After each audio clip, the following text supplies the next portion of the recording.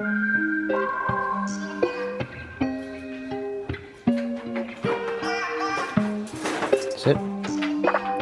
Up. Stand.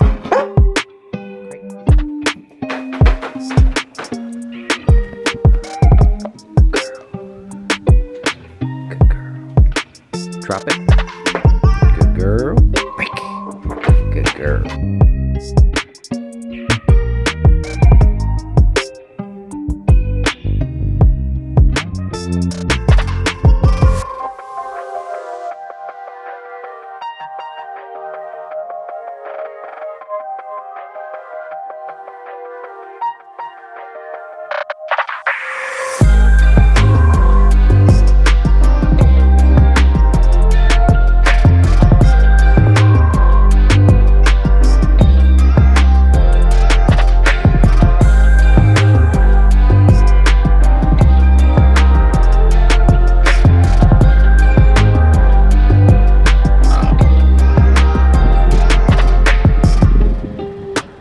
Good morning, peeps. Welcome to another vlog. We are officially at a building that we typically service a lot. What ended up happening is last week I ended up coming in and doing a set of valves for the washer dryer here in one of the units. And the person that owned the unit was basically telling us that there was some sort of smell that was bothering them, but they couldn't figure out for the life of them where it was coming from. And I remember doing an inspection here with the superintendent, and actually it was one of those situations where we didn't smell anything at all. So we got a call just yesterday. The superintendent called and said that he did end up going to the unit and did end up smelling something, and they had called in some sort of repair person to kind of open up some holes, and they did find some water behind the wall. It wasn't either of the valves that we ended up installing, thankfully. But what we're gonna do is we're gonna pop in here, we're gonna do an inspection, a further inspection, see, is this sanitary water, is it drain water, is it water that goes to the sewage treatment plant, is it potable water? I'm under the impression it's probably sanitary, but we're gonna figure it out and we're gonna see where the day takes us. So peeps, let's get to work, let's have some fun.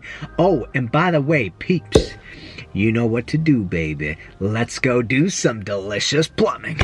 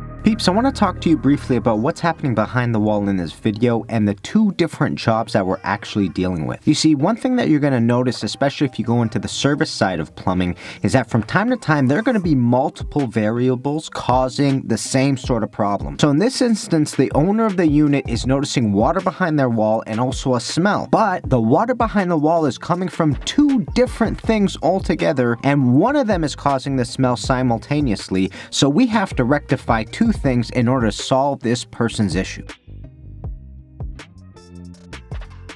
So Peeps, here's what's happening in this building right here. So this is the stack that we have for the laundry room. So the laundry room stack goes all the way up to open air, and it comes down and goes across to the main. It'll connect into the main at some point, and it'll all go out to the sewer. In every single unit, you're gonna have a laundry machine P-trap, and that is what these P-traps represent essentially, and you'll have them on every floor. Now, when you have enough floors on a stack, you have to actually put in something called a stack vent. A second stack that goes up in parallel with the stack that is simply a vent. It is a vent that goes all the way up to open air, and all it's doing is providing air for the stack that it's next to.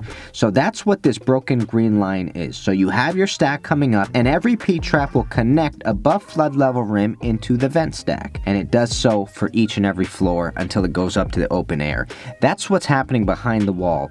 And then on top of that, we have a hot water riser and a cold water riser, and here is where the issues are taking place. If we zoom in to what the hot water riser is doing, we have an example where the riser tees off, it hits a 90, and then it gives us a hose bip.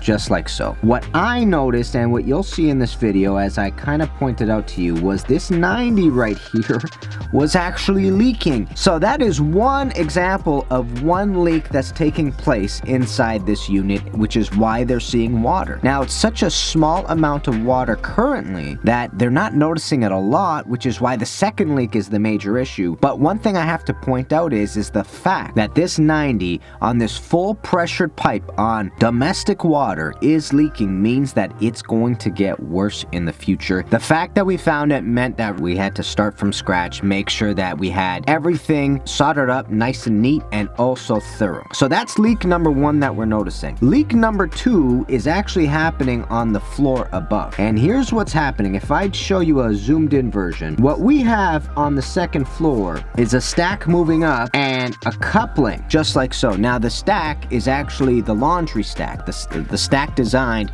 for the laundry machine, and it has a coupling that's up there. And what we noticed is water is actually running down this coupling, just like so. So upon further inspection, we came to realize that the bottom of the coupling is actually not soldered whatsoever. It has been leaking for an extensive amount of time, and this problem right here is most likely the reason why they are getting a smell inside the unit, because number one, that water right there is sanitary water. It's also a sanitary drain, which means that there is sewage gas inside of it because it eventually connects to the sewer outside, and that sewer outside obviously has sewage gas running through it, which will give it an opportunity to come back into the building and into the unit that's experiencing it. I hope this made sense. Do me a favor, hit that like button and hit that subscribe button, and let's get back to the vlog.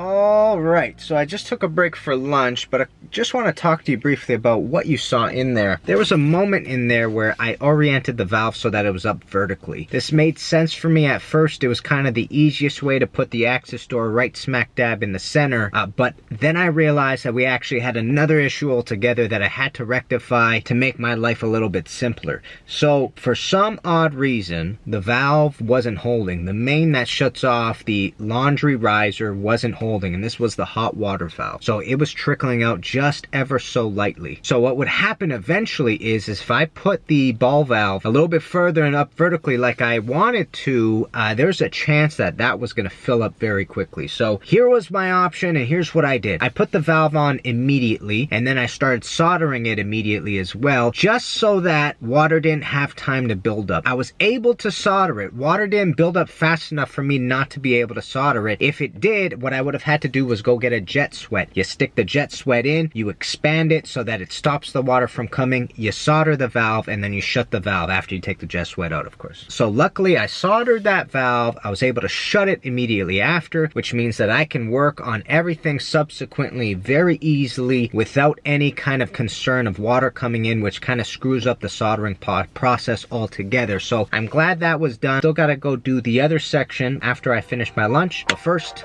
let's grab some steep tea.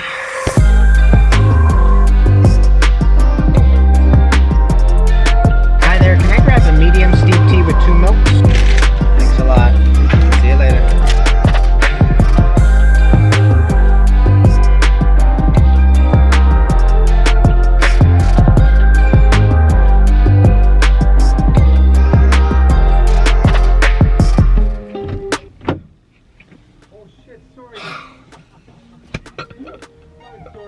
That's okay.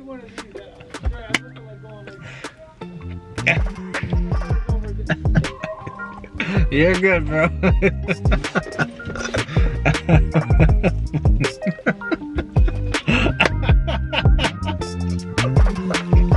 But he thought I was in his Ford Transit, bro.